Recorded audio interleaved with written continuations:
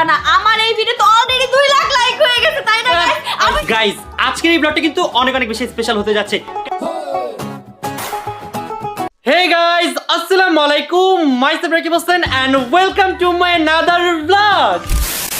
রাকিব হুসাইনের পর এবার ইফতার বানালো নুসরাত জাহান অন্তরা। আমি অনেক বেশি এক্সাইটেড, কারণ সবার থেকে আমার খাবার বেস্ট হবে, এক কথায় বেস্ট। রাকিব হুসাইন টিমের 30 দিনের এই 30টি ব্লগের মধ্যে আজকের এই ভিডিওটি অনেক বেশি ইন্টারেস্টিং হতে চলেছে। Best Iftar Making Challenge episode 4.